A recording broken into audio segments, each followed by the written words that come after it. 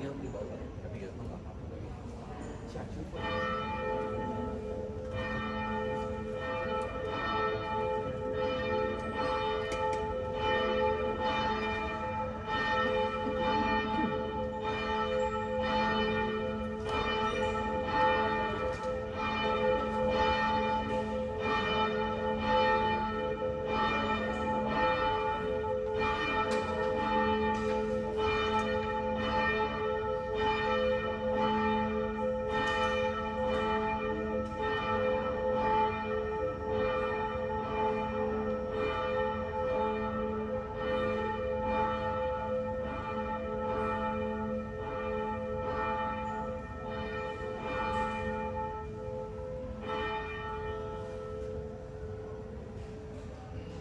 Shalom.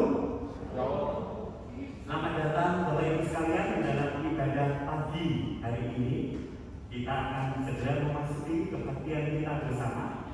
Sekarang silakan tengok kanan kiri, memberi sapa dulu. Ini saudara-saudari seiman kita yang hari ini boleh bersekutu bersama. Kita bersyukur bahwa Tuhan terus memberikan berkat, kesehatan, kekuatan kepada kita sehingga kita bisa datang kebaktian onsite hari ini. Mari sekarang kita mengambil doa teduh. Mohon handphone yang belum di silent, mohon di silent. Sekarang saatnya kita fokus kepada Tuhan dan kita bersama mengambil doa teduh.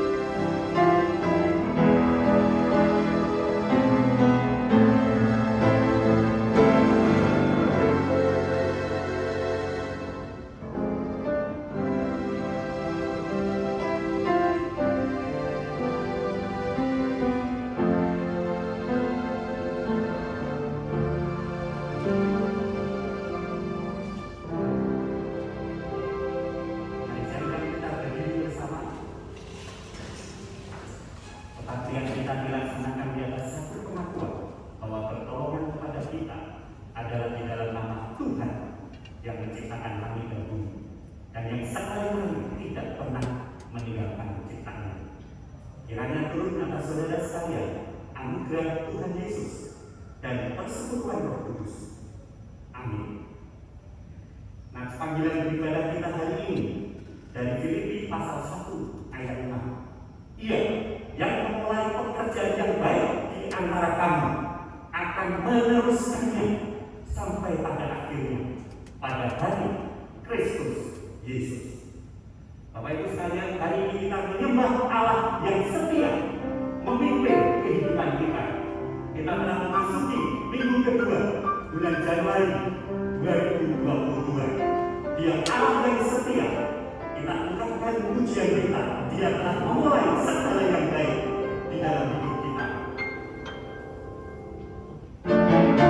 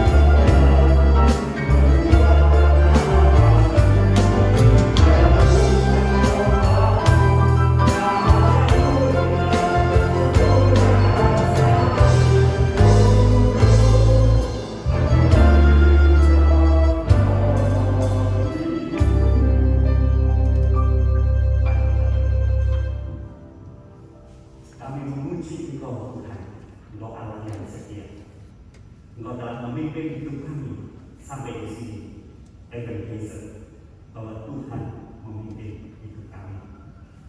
Kami percaya untuk Allah yang setia yang akan terus memimpin perjalanan kami. Apa yang Tuhan sudah mulai yang baik di antara kami, Tuhan akan teruskan sampai pada akhirnya, pada hari Kristus Yesus. Hari ini kami datang dengan berbagai kebutuhan, pergumulan, memasuki tahun baru 2022 yang masih terasa, yang kami juga sedang mengingat apa yang sudah terjadi di dalam hidup kami sepanjang tahun yang baru kami lalui, dan memandang kepada tahun baru ini dengan apa yang ada di depan kami, yang kami tahu kami justru tidak tahu apa yang terjadi.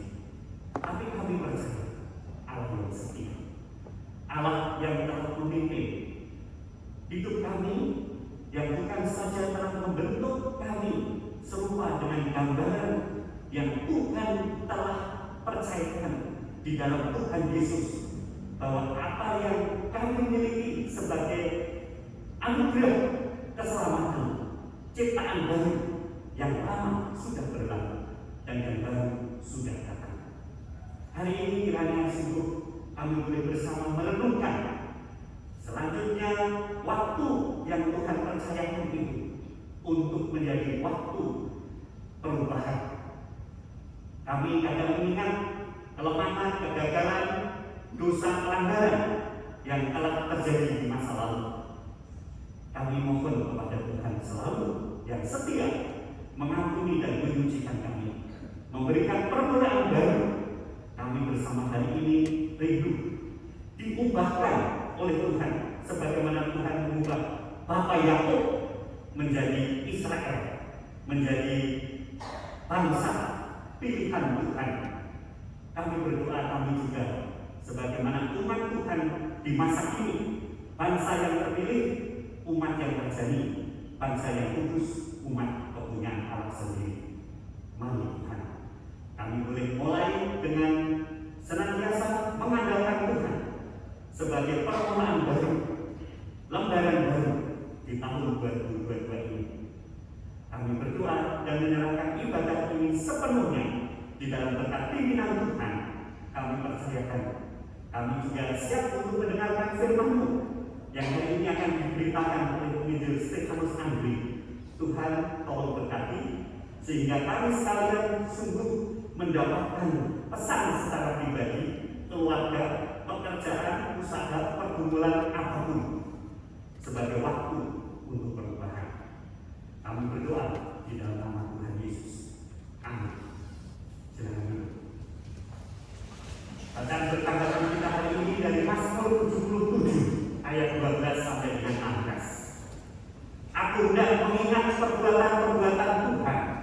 Ya, aku hendak mengingat keajaiban-keajaiban-Mu dari zaman purbakala.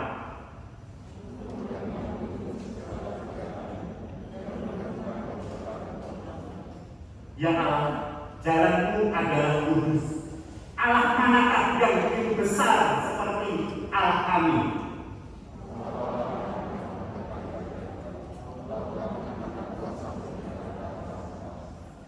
Bersama dengan lengan-Mu Engkau telah menebus umat-Mu, Bani Yakub dan Bani Yusuf. Dengan kekuatan Tuhan telah menebus hidup umat-Nya. Dialah gunung batu perlindungan. Dialah tempat kita mengandalkan segala perjalanan yang kita tempuh dengan keyakinan bahwa Dia menolong kita.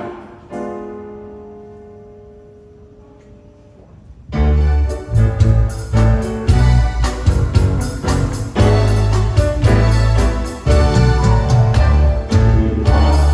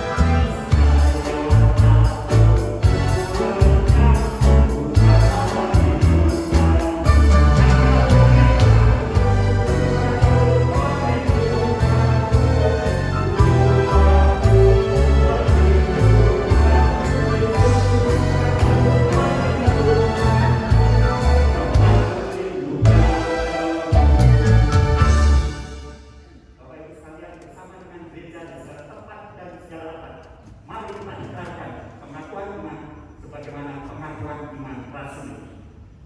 Aku percaya kepada Bapa yang Maha Kuasa, Bapa langit dan bumi, dan kepada Yesus Kristus, Anaknya yang tunggal Tuhan kita, yang dikandung dari Roh Kudus, lahir dari anak darah Maria, yang menderita sengsara di bawah pemerintahan Pontius Pilatus, disalibkan, mati dan dikuburkan, turun ke dalam kerajaan Allah. Pada hari yang ketiga, bangkit pula dari antara mati, naik ke surga, duduk di sebelah kanan Allah, Bapa yang Maha Kuasa. Dan dari sana Dia akan datang untuk menghakimi orang yang hidup dan yang mati.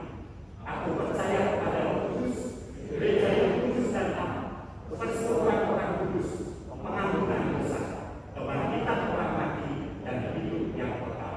Amin. Silakan duduk. Kita akan bersama mendengarkan persembahan pujian virtual dari Paduan Suara DII BSD tiap hari. Ketika kita bersama, mari siapkan hati untuk menyambut firman Tuhan.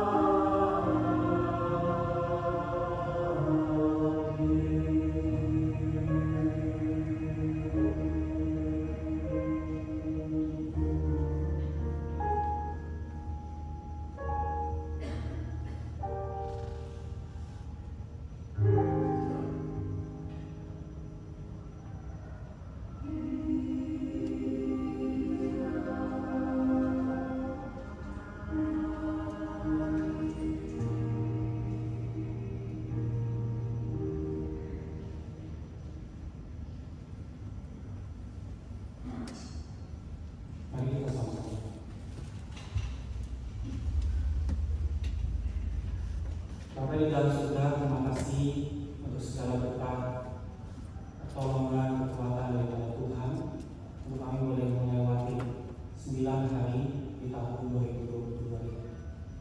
Kami bersyukur kepada Tuhan yang baik boleh tetap memberkati kami, boleh senantiasa memberikan kami kekuatan untuk kami boleh menjalani kehidupan, baik itu di dalam keluarga, dalam pekerjaan, usaha kami.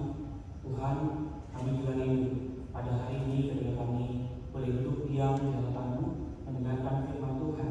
Tuhan berbicara kepada setiap kami. Kami urapi hamba-Mu dan berkati setiap jemaat-Mu di tempat ini, karena kami siap mendengarkan firman. Berfirmanlah Tuhan, di dalam nama Tuhan Yesus yang berdoa. Amin. Ya, shalom Bapak Ibu Saudara sekalian. Selamat pagi, bersyukur Kalau kita boleh masuk ya di tahun 2022 pasti dengan suasana tahun baru, di hari ke-9 ya. Dan hari ini kita akan membahas sebuah tema Time for Transformation ya. Sesuai dengan tema gereja kita juga bicara tentang transformasi yang kita juga boleh diubahkan oleh Tuhan. Di tahun 2022 ada pergumulan, yes, tetapi di tahun 2022 kita juga punya semangat untuk kita juga boleh berubah menjadi pribadi yang lebih baik lagi. Mari kita buka satu bagian firman Tuhan dari Kejadian pasalnya yang ke-32 ayat 1 sampai ayat ke-32. Namun kita akan membacakan dari ayat 22 sampai ayatnya ke-32. Mari Bapak Ibu yang mempunyai Alkitab atau di handphone-nya ada Alkitab, karena saya tidak memberikan tayangan di depan, kita akan membaca bergantian Kejadian pasal 32 ayatnya yang ke-22 sampai ayatnya yang ke-32, 10 ayat saja. Kalau sudah menemukan, kita akan baca bersama-sama Kejadian 32 ayat 22 sampai 32. Demikian firman Tuhan. Pada malam itu Yakub bangun dan dia membawa kedua istrinya, kedua budaknya perempuan dan 11 anaknya, dan menyeberang di tempat penyeberangan sungai Yahweh.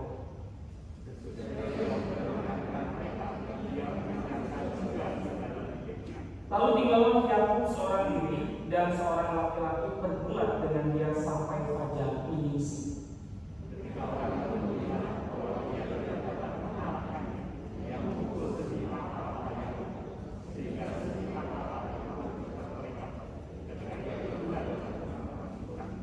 Lalu kata orang itu, biarkanlah aku pergi, karena fajar telah menyingsing. Sahut Yakub, aku tidak akan membiarkan kau pergi jika engkau tidak memberkati aku.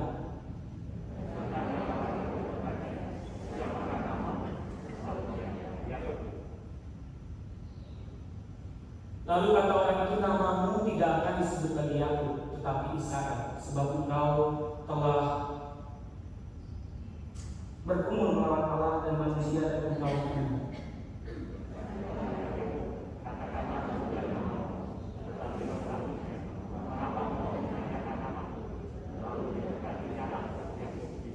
Yakub menamai tempat itu Peniel, sebab katanya aku telah melihat Allah berhadapan muka, tetapi ia mau tolong.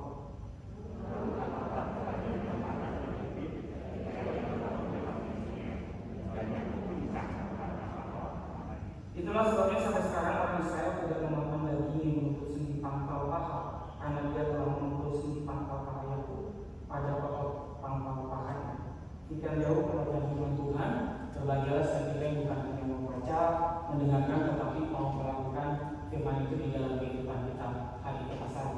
Bapak Ibu, ketika kita masuk di tahun 2022 atau biasanya ketika kita masuk di awal tahun, ketika mulai ada bunyi petasan dan di situ kita akan mengucapkan Happy New Year, semua akan memiliki yang namanya resolusi. Betul ya Bapak Ibu? Kita pengen punya resolusi atau sesuatu pencapaian goal baru di dalam tahun 2022. Nah, ketika saya bertanya kepada beberapa orang, apa sih resolusi di tahun 2022? Ada yang bilang resolusinya pengen semakin sehat. Amin Bapak Ibu. Jadi pengen dapat kesehatan, yang tadinya jarang olahraga jadi sering olahraga, yang tadinya makan santan terus berubah jadi makan sayur. Ya, pengen resolusinya menjadi sehat karena sehat itu mahal katanya. Kemudian juga ada yang bilang more grateful ya, lebih banyak bersyukur di tahun 2022. Kemudian ada juga yang bilang diet, Bapak Ibu ya. Tahun 2022 pengen banyak diet ya, pengen ngurangin berat badan. Pokoknya yang gemuk harus katanya turun, ada yang 5 kilo, targetnya ada yang turun 10 kilo, apalagi yang udah mempersiapkan lagi mau menikah ya, teman-teman saya yang mempersiapkan lagi menikah, yang buncit-buncit, yang mau katanya turun dia diet gitu ya. Kemudian ada juga save money atau nabung. Mungkin 2021 pernah gagal nabung Bapak Ibu, karena banyak pengeluaran, kemudian di tahun 2022 pengen nabung, nyimpen banyak uang. Kemudian ada juga have quality time, punya quality time di bersama dengan keluarga, mungkin bersama dengan orang tua, bersama dengan anak. Mungkin di tahun 2021 kan terlalu sibuk ya, jadi di tahun 2022 resolusinya seperti demikian. Ada juga yang punya resolusi untuk kerja lebih keras, kerja lebih ekstra untuk menghasilkan uang juga lebih banyak. kemudian juga mencari jodoh ya. 2022 mencari jodoh yang jodoh, amin, amin Bapak Ibu ya. Saya sendiri di sini ya. Jadi mencari jodoh di tahun 2022, kemudian juga ada juga yang punya resolusi jadi married ya. Di mana di tahun 2022 pengen ada pencapaian yaitu menikah kalau yang sudah punya pasangan. Lalu ini menjadi sebuah resolusi, tetapi kebanyakan ketika saya tanya rata-rata kalau ditanya apa resolusinya yaitu untuk menjadi pribadi yang lebih baik, be better person. Kenapa Bapak Ibu? Kenapa banyak orang yang pengen menjadi better person? Karena seseorang itu pengen sekali hidupnya itu diubahkan, hidup itu tidak segitu-gitu aja, pengen ada sesuatu yang baru, pengen ada sesuatu perubahan di dalam dirinya. Sebagai manusia kita pengen sekali menjadi pribadi yang lebih baik lagi. Nah sebelumnya Bapak Ibu permisi tanya, waktu 2021 kita juga punya resolusi. Apakah di tahun 2021 resolusi kita terwujud? Ternyata kebanyakan ketika saya tanya juga pada melakukan survei, tanya sama teman-teman, orang, ternyata di tahun 2021 pun banyak orang yang tidak mencapai resolusinya. Kenapa? Karena resolusi itu biasanya cuma di awal doang kita sebutkan, tetapi setelah berjalannya tahun, berjalannya hari, berjalannya bulan, kita lupa sama resolusi itu. Nah, tetapi hari ini kita bicara tentang resolusi, itu bicara tentang perubahan. Dan semua orang yang berubah menjadi yang lebih baik lagi. Karena itu tadi kita be better person. Bagaimana kalau kita lihat list-listnya Bapak Ibu, apa yang ingin diubah? Ingin jadi orang tua yang lebih baik. Mungkin di tahun 2021 kurang perhatian sama anak, yuk berubah menjadi orang tua yang lebih baik. Ingin menjadi pasangan yang lebih baik, ingin menjadi suami yang lebih baik, ingin menjadi istri yang lebih baik.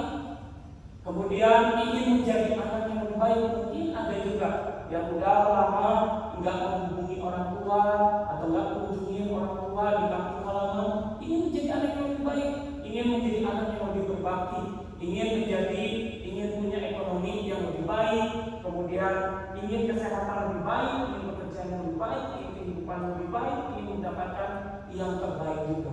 Nah mungkin ini semua yang kita mau Bapak Ibu. Kalau kita ngomong tentang resolusi pencapaiannya apa, pengennya ke sini. Tetapi pertanyaannya susah atau gampang untuk berubah? Susah. Kenapa susah? Apa yang membuat kita sulit untuk berubah? Yang pertama, struggle dengan kondisi dan situasi. Kita seringkali struggle dengan kondisi, merasa tidak mampu. Kemudian yang kedua, underestimate. Kita merasa bahwa aduh gak bisa berubah, susah buat jadi orang tua yang lebih baik. Aduh, anaknya juga kurang ajar, anaknya juga gak sopan, gimana saya mau berubah? Nunggu perubahan dari orang lain begitu. Anak juga sama tuh. Saya suka tanya sama anak-anak remaja, kok ini anak mama tuh kayak gini, papa tuh kayak gini. Saya bilang sama anak remaja, kamu dulu yang masuk berubah. Gak bisa kok. Orang tuanya kayak gini, nuntut ini. Waduh, kalau dua-duanya sama-sama tak pernah berubah, maka tidak akan terjadi perubahan di dalam hidup kita. Nah karena itu selalu kenapa kita terhambat untuk berubah, karena ada struggle dengan kondisi situasi, dan juga kita merasa bahwa kita tidak mampu berubah. Kita akhirnya di situ-situ aja. Pekerjaan usaha kita merasa aduh gak bisa maju, kita akhirnya stuck di situ-situ aja. Dan kemudian ada juga alasan kenapa kita sulit berubah, karena kita terpenjara dalam penjara masa lalu. Ada mungkin kekecewaan, ada sakit hati, kegagalan, kesalahan, trauma dan sebagainya yang membuat kita sulit untuk kita berubah, sulit untuk kita maju. Nah kalau kita perhatikan sama-sama di dalam bacaan yang tadi kita baca, Kejadian pasal 32, kita melihat seorang tokoh bernama Yakub, the story of Jacob. Yang dimana kalau kita tahu Jacob ini siapa sih? Jacob adalah anak kembar dari Ishak yang lahir setelah Esau. Bapak Ibu juga bisa lihat seorang yang sangat curang dan sering melakukan penipuan. Bapak Ibu ingat ya, si Yakub ini menukarkan sup kacang merah dengan hak kesulungannya si Esau. Kemudian ketika Ishak hendak memberkati memberkati Esau, kemudian yang berperan sebagai Esau dan mendapatkan berkat daripada Ishak. Kemudian banyak lagi penipuan-penipuan yang dilakukan, termasuk ketika dia pergi ke Laban, dia juga menipu Laban. Dari situ di dalam pelariannya, karena ketakutan oleh Esau, 20 tahun dia di dalam pencarian, pelarian, 20 tahun lamanya Yakub ada di sana ya.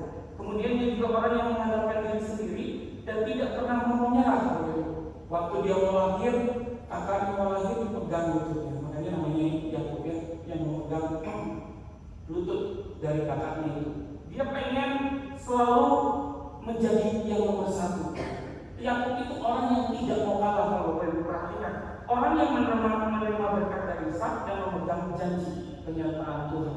Walaupun di dalam kesalahan-kesalahannya, Yakub itu adalah orang yang memegang janji Tuhan. Kemudian dia juga seorang penakut yang selalu lari dari masalah dan dihantui masalah-masalah. Bapak Ibu, Yakub kalau kita perhatikan di sini, kemudian kita kembali lagi di struggle yang terjadi yang membuat kita sulit berubah. Ini mirip Bapak Ibu ya. Apa yang membuat kita sulit berubah dengan kehidupan Yakub ini juga sama Bapak. Yakub menjadi pribadi yang sulit untuk berubah kalau Tuhan tidak bekerja di dalam kehidupannya. Karena itu Bapak Ibu, kalau kita perhatikan sama-sama di dalam ayat yang tadi kita baca di pasalnya yang ke-33, ayatnya yang ke-22 sampai 32, di situ terjadi perubahan, transformation of Jacob to Israel.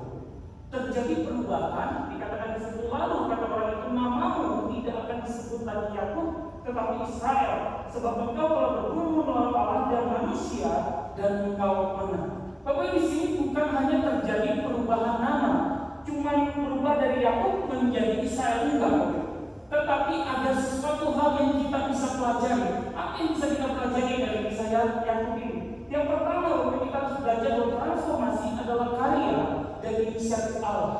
Kalau Bapak Ibu perhatikan sama-sama kisah dari Yakub ini, Allah itu tidak menyerah kepada Yakub.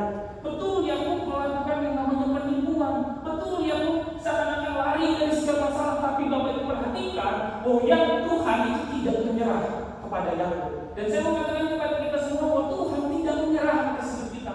Ketika kita gagal sekalipun, ketika kita kecewa sekalipun, Tuhan tidak menyerah atas hidup kita.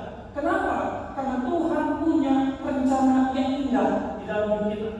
Tuhan tidak akan gagal, Tuhan tidak akan gagal di dalam kepada kita setiap ciptaan yang punya tujuan ini. Dan saya percaya Allah tidak menyerah kepada Yakub sekalipun Yakub selalu melakukan kesalahan, pelanggaran, penipuan. Lalu ini adalah sesuatu hal yang penting, bahwa Tuhan kita, Tuhan Allah kita, Tuhan yang merancangkan dan merencanakan tujuan hidup kita. Kenapa kita diciptakan? Dan Dia tidak akan menyerah sampai rencana itu terjadi.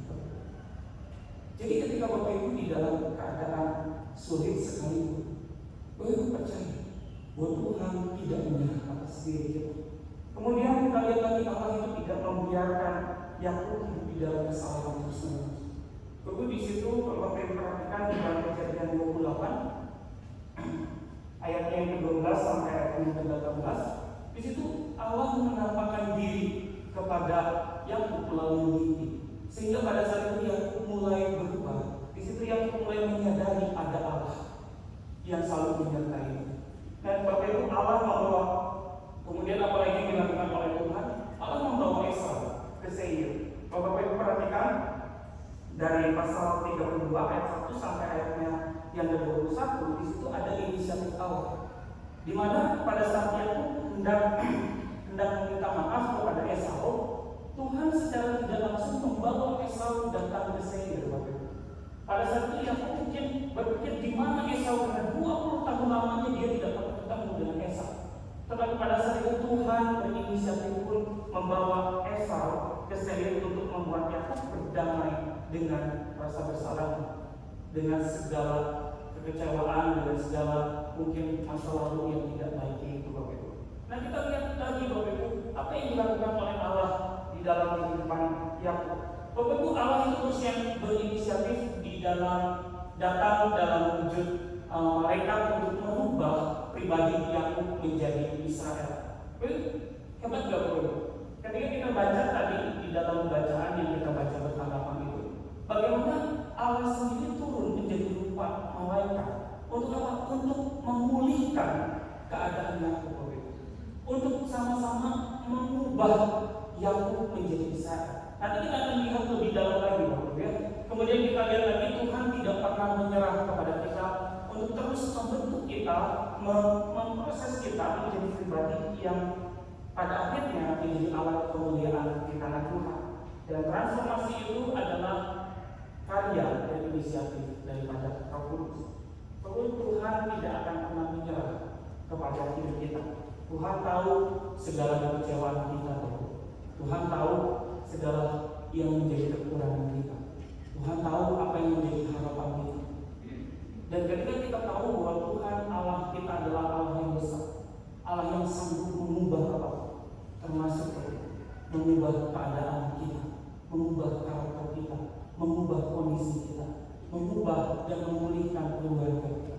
Dan saat ini mungkin di tahun 2021 ada keluarga yang penuh dengan pergumulan, penuh percaya kita punya Allah yang sanggup memulihkan keluarga kita, dan Allah belum menyerah dan tidak akan menyerah kepada keluarga kita.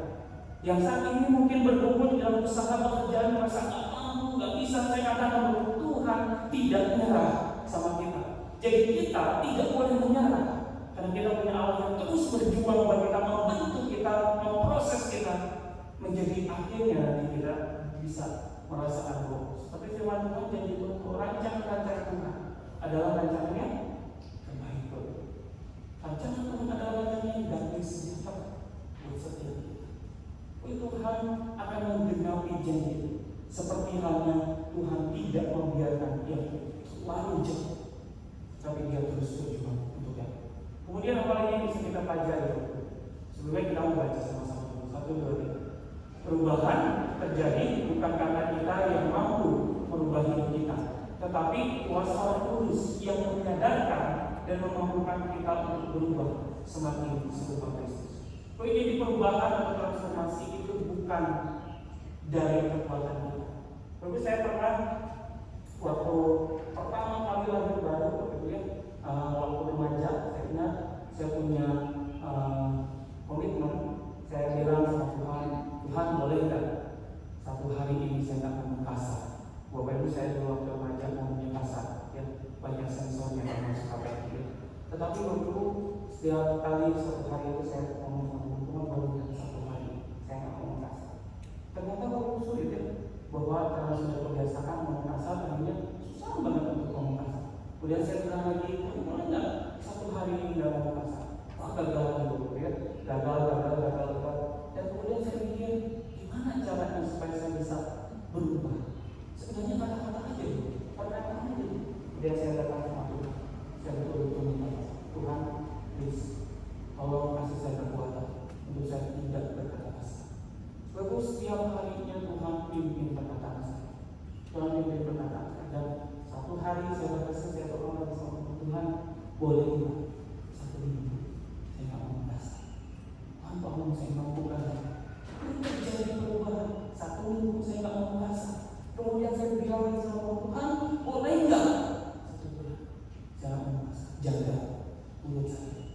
Lalu kemudian saya merasakan satu bulan yang saya nggak mau kasar. Dan saya bilang sama Tuhan, boleh nggak satu tahun? Dan itu betul. Tuhan pimpin semua kata. Dan saya puji Tuhan nggak mau kasar. Dan ketika saya mendengar orang mau kasar, saya langsung gila saya Tuhan. Wah, itu hal-hal yang sekali lagi kalau Bapak Ibu mau berubah, jangan mengandalkan kekuatan kita, tetapi mengandalkan kekuatan kita minta kekuatan. Karena itu yang kedua yang kita bisa pelajari, transformasi itu harus dimulai dari ketidakberdayaan. Sekali lagi, transformasi itu harus dimulai dari ketidakberdayaan di hadapan Allah. Jadi mari kita perhatikan sama-sama kembali ke ayat yang tadi kita lihat, di mana Allah itu bergulat dengan Yakub. Menarik di sini bahwa Allah itu bergulat dengan Yakub. Kemudian di situ Yakub dikatakan bahwa Allah itu merasa bahwa Yakub terlalu kuat sehingga malaikat itu langsung mematahkan pangkal pahanya Yakub. Nah di situ dikatakan bahwa akhirnya Yakub itu menang. Bagaimana mungkin kalau kita berpikir gimana Allah dengan manusia bergumul atau bergulat dan kemudian yang menang adalah manusianya. Nah di sini kita bisa melihat apa yang terjadi. Yang kita pelajari bahwa ketidakberdayaan membuat kita belajar untuk bergantung kepada Tuhan. Tuhan mengizinkan ada masalah, Tuhan mengizinkan ada sesuatu pergumulan terjadi dalam hidup kita supaya kita belajar bergantung kepada Tuhan.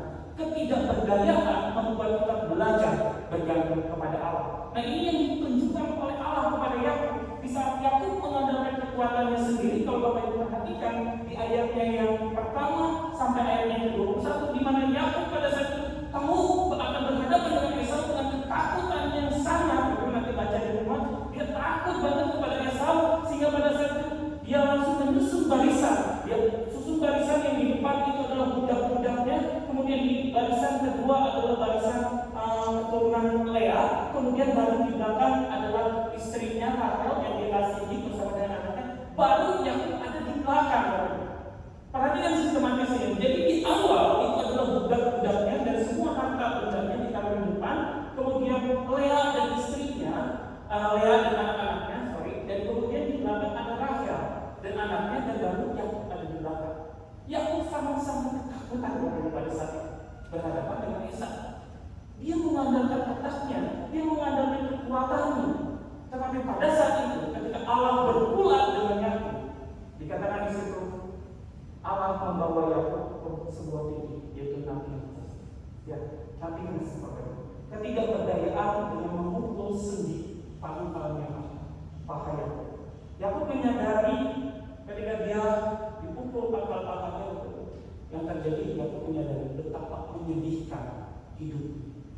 Ya, kayak nggak punya lagi harapan, nggak ada lagi orang yang menolong dia, nggak ada lagi yang bisa diandalkan pada saat pangkal-pangkal itu. Terus seringkali perubahan itu harus dimulai dari rasa tidak berdaya ke depan Tuhan. Ya, kita lihat bahwa Yakub yang selalu menggunakan diri diubahkan menjadi pribadi yang harus mengandalkan Tuhan. Yakub yang berjuang untuk dirinya sendiri diubahkan menjadi pejuang Allah. Nama Yakub itu seringkali diartikan sebagai penipu, tapi saya tidak setuju karena tidak ada orang tua yang memberikan nama anaknya penipu, ya.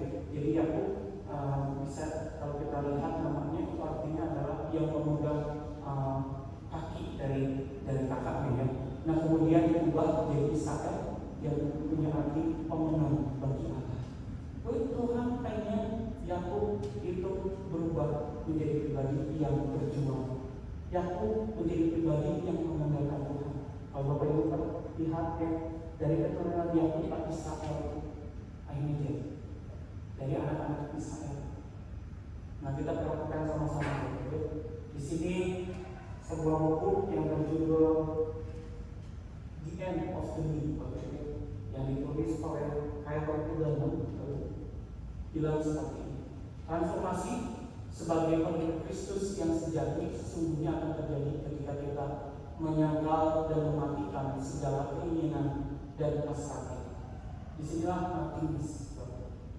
Tuhan Allah membuat Yakub tidak berdaya sehingga dia bergantung kepada Tuhan. Dan bab-bab yang menarik yang diberikan oleh Harold Ullman dihancurkan supaya dijadikan utuh, kosong supaya dipenuhkan, direndahkan supaya ditinggikan, tak berdaya supaya dikuatkan. Bahwa itu adalah hal yang indah yang kita perhatikan sama-sama. Gue ingat ada seorang di Lukas pasal 7, itu ada seorang perempuan yang dikatakan perempuan itu adalah perempuan berdosa. Ditulisnya seperti itu. Tuhan ada di tempat Simon, ya, di tempat Simon, kemudian diundang ke pesta, kemudian ada perempuan yang berdosa dia datang dengan penuh kesedihan, dengan penuh air mata dia datang menghampiri Yesus, dan pada saat itu dia pecahkan buli-buli, kemudian dia basuh kaki Tuhan Yesus sambil menangis. Dia seka dengan air mata, sambil menangis dia ambil rambutnya, dia basuh dengan rambutnya. Kemudian dikatakan Tuhan Yesus bahwa perempuan ini yang dikatakan sebagai orang yang berdosa, Tuhan katakan dia pulang semua. Lalu seringkali ketika kita merasa mampu, kita tak akan datang sama Tuhan. Tetapi ketika kita tidak berdaya, disitulah transformasi itu terjadi. Semakin kita merendahkan diri di hadapan Tuhan, semakin Tuhan dengan leluasa mengubah kita. Tetapi semakin kita merasa kita mampu, kita akan semakin sulit untuk diubah. Kalau untuk diubahkan itu pasti proses yang menyakitkan. Sekali lagi, untuk berubah itu bukan hal yang mudah, pasti menyakitkan. Tetapi mari kita belajar, kita punya Tuhan yang tahu diri kita. Kita punya Tuhan yang tahu kapan Dia akan memberikan kekuatan, kapan Dia akan mengizinkan ada ujian terjadi di dalam hidup kita. Tetapi perhatikan, dihancurkan supaya kita dijadikan, dikosongkan supaya kita dipenuhi, direndahkan supaya kita dibuat tidak berdaya supaya kita merasakan kekuatan dari Tuhan. The end of the middle itu sebuah buku yang cukup menarik. Dan yang ketiga yang terakhir kita belajar bahwa transformasi harus menjadi wujud mengasihi Allah. Jadi kalau Bapak Ibu mau berubah, tapi berubah tidak dengan mengasihi Allah, motivasinya pasti perubahannya akan setengah-setengah Bapak. Mungkin akan terjadi kegagalan di tengah jalan. Tetapi ketika Bapak Ibu menjadikan kasih Allah atau mengasihi Allah menjadi sebuah dasar untuk kita berubah, maka akan terjadi hal yang indah Bapak Ibu. Mungkin itu akan terjadi. Seperti halnya yang Bapak Ibu kasih kepada Allah harus menjadi alasan dan motivasi kita untuk bertransformasi. Semakin kita mengasihi Allah, semakin kita hidup diubahkan menjadi murid Tuhan yang berkenan di hadapannya. Dan ini pun yang dilakukan oleh Yakub kepada Esau, Bapak Ibu ya. Kalau kita perhatikan sikap mengasihi Allah ditunjukkan pula untuk dia mau berinisiatif berdamai dengan Esau. Dan Bapak Ibu perhatikan ada perubahan terjadi. Kalau tadi saya katakan bahwa semuanya di depan, Yakub di belakang. Tetapi setelah Yakub bergulat dengan Allah dan kemudian dia tahu kasih Allah, Bapak Ibu perhatikan yang terjadi, Yakub di depan. Yakub di depan diganti informasi. Yakub ada di depan, dikatakan sebelumnya di ayat yang ketiga, Keluaran 33 ayat 3, dikatakan dan ia sendiri berjalan di depan mereka dan ia sujud sampai ke tanah 7 kali hingga ia sampai ke dekat. Ini menarik. Yang tadinya dia takut menjadi pribadi yang benar. Yang tadinya menjadi orang yang selalu lari dari masalah menjadi orang yang berani menghadapi masalah. Yang tadinya orang yang penuh dengan kegentaran menjadi pribadi yang berani. Perubahan terjadi di dalam kehidupan aku. Kita sama-sama baca tadi 1-2. Mengasihi Dia berarti kita berkomitmen untuk bersungguh-sungguh di baginya dan meninggalkan cara hidup kita yang benar. Kalau Bapak Ibu mengasihi Tuhan, maka akan terjadi perubahan. Kalau Bapak Ibu sungguh-sungguh mau menjadi murid Tuhan, cirinya adalah terjadi perubahan. Nah, pertanyaan yang kita akan lakukan sama-sama adalah apa yang mau apa yang mau kita ubah di tahun 2022 bersama dengan Tuhan? Apakah kita mau mengubah karakter kita? Apakah kita mau mengubah cara kita, cara pandang kita, cara hidup kita? Kalau Bapak Ibu merasa masih mungkin ada yang masih sering merokok, ya kita berubah untuk kita berhenti. Mungkin ada yang masih suka minum minuman, ya kita berhenti. Kalau masih ada orang tua yang marah-marah sama anaknya, pakai tangan, pakai kekerasan, mungkin kita belajar untuk stop. Mungkin kalau anak masih tak sopan sama orang tuanya, belajar untuk kita sopan. Kalau misalnya suami yang suka marah-marah sama istri, ya kita berubah. Lalu terjadi perubahan. Jangan sampai kita dikekang oleh masalah dan akhirnya kita menjadi pribadi yang gitu-gitu aja. Tuhan menginginkan kita berubah. Tuhan menginginkan kita menjadi pribadi yang lebih baik. Kiranya firman Tuhan mengingatkan kita, menguatkan kita dan mengawali tahun 2022 ini dengan sebuah motivasi baru untuk kita bertransformasi dari Tuhan menjadi keluarga yang lebih baik, menjadi pribadi yang lebih baik. Mari kita. Bapak di dalam surga, terima kasih Tuhan untuk firman Tuhan yang boleh kami dengar. Kami belajar dari Yakub bagaimana Tuhan tidak menyerah kepada Yakub. Tuhan tidak menyerah kepada Yakub untuk terus memproses hidup Yakub, untuk mengubahkan karakter Yakub, untuk mengubahkan hati Yakub. Dan kami melihat ada perubahan terjadi ketika Yakub merasa tidak berdaya. Tuhan tolong setiap kami supaya di dalam kehidupan kami mungkin ada hal-hal yang tidak baik di dalam diri kami. Mungkin ada karakter, mungkin ada kebiasaan yang kurang berkenan. di hadapan Tuhan. Tapi kami percaya Tuhan pun tidak menyerah kepada kami. Tuhan akan terus menolong kami, memproses kami dengan segala hal yang Tuhan izinkan terjadi, supaya kami merasa tidak berdaya di hadapan Tuhan, dan kami rindu diubahkan setiap hari oleh Tuhan. Berkati setiap kami supaya motivasi untuk kami berubah adalah bukan karena orang lain, bukan karena diri kami, tetapi karena kami mengasihi Tuhan. Berkati jemaat Tuhan di dalam setiap pergumulan yang ada, kuatkan mereka dan yakinkan bahwa perubahan itu terjadi di dalam kehidupan setiap kami, karena kami punya Tuhan yang hebat. Terima kasih Bapak, materaikan firman Tuhan di dalam hati kami, di dalam nama Tuhan Yesus Kristus. Amin. Terima kasih Bapak. Terima kasih Pak Andi. Bapak Ibu sekalian, perubahan adalah keniscayaan. Bagaimanapun itu akan terus terjadi. Perubahan menjadi yang baik, lebih baik, terbaik.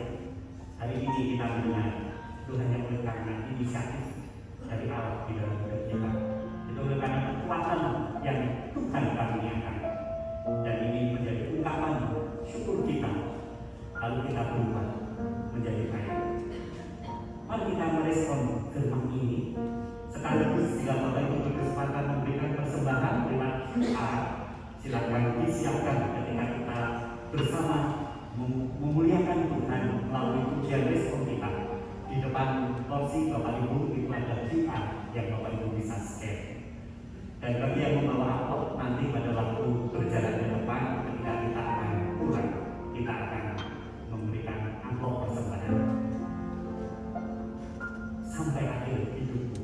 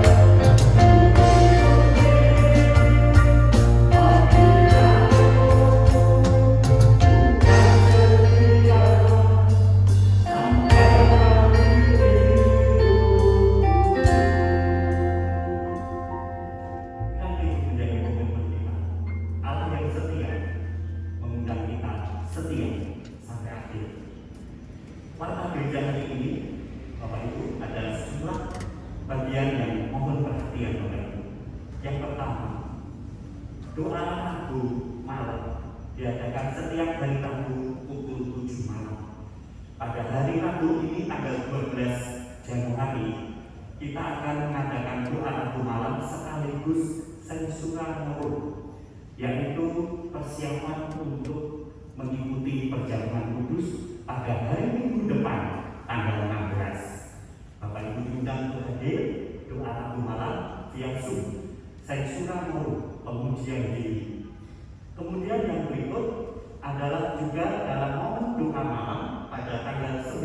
Januari itu ada seminar Omikron datang, siapakah menghadap.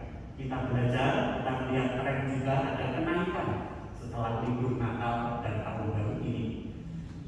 Jam 7 malam, Rabu 19 Januari itu bersama Dr. Rebecca dan firman Tuhan oleh Pendeta Samuel Wahyudi. Kemudian yang berikut pada tanggal 16 Januari hari Minggu depan itu adalah perjamuan kudus.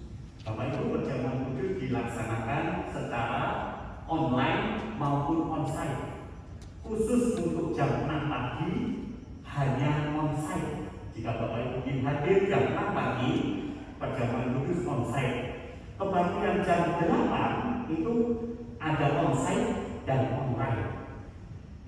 Namun untuk mempersiapkan itu, karena masih di masa pandemi, Bapak Ibu tetap mesti mengambil roti dan anggur di kantor gereja pada jam kerja.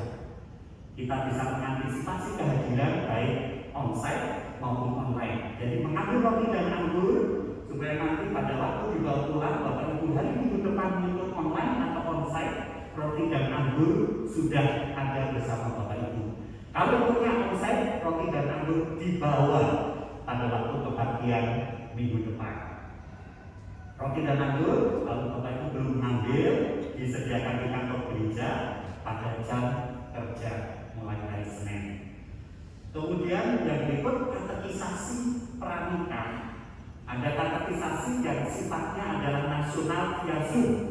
Gereja kita memperlakukan siapapun yang akan menikah wajib mengikuti kelas katekisasi setiap hari Senin malam via Zoom mulai tanggal 24 Januari. Katekisasi pranikah ini dipersiapkan untuk mereka yang akan menikah dalam hitungan tahun tepat 6 bulan ke depan. Yang terakhir, katekisasi baptisidi. Kalau ini sifatnya adalah lokasi. Setiap hari Minggu jam 11 siang juga via Zoom. Yang ini bagi Bapak Ibu, kalau putra putrinya juga sudah usia 16 dan ingin diberikan untuk mengikuti CD, maka mengikuti kelas ini setiap hari Minggu mulai 23 Januari pukul 11 siang via Zoom. Demikian warga kita, mari kita berdiri bersama. Kita menyerahkan hidup kita selanjutnya di dalam berkat pimpinan Tuhan, penyertaan Tuhan dan syukur kita untuk ibadah kita hari ini dan persembahan kita. Segala puji hormat kepada Tuhan yang setia. Engkau yang berkuasa mengubahkan hidup kami. Kami percayakan penuh, ya Tuhan, masa depan kami kepada Engkau. Segala yang tidak berkenan kepada Engkau, Tuhan, ampuni kami. Kami ingin berubah, tapi bukan dengan kekuatan kami sendiri. Kekuatan Tuhan yang wajib kami mohonkan. Andalkan Tuhan di dalam membentuk hidup kami. Sebagaimana Tuhan Yesus berkuasa, bukan saja menyembuhkan orang yang sakit jadi sembuh, orang yang tidak baik jadi baik, tapi orang yang mati pun Tuhan Yesus berkuasa membangkitkan. Kami mati di dalam dosa, hanya Tuhan yang berkuasa telah membangkitkan kami. Dan saat ini juga ketika kami menutup ibadah kami dengan rasa syukur, persembahan yang sudah kami berikan melalui scan QR maupun yang akan kami berikan pada waktu kami berjalan pulang di amplop persembahan, kami percayakan penuh kepada berkat Tuhan untuk pengelolaan segala pekerjaan Tuhan. Kami rindu memuliakan Tuhan dengan harta kami dan kembali dalam hidup usaha pekerjaan karier kami mengandalkan Tuhan sumber berkat. Kepada Tuhan juga maka kami mengarahkan hati kami dan langkah kami untuk menerima berkat Tuhan. Tuhan memberkati engkau dan melindungi engkau. Tuhan menyinari engkau dengan wajah-Nya dan memberi engkau kasih karunia. Dan Tuhan menghadapkan wajah-Nya kepada engkau dan memberi engkau damai sejahtera dari sekarang sampai selamanya. Immanuel, Tuhan Yesus beserta kita. Amin.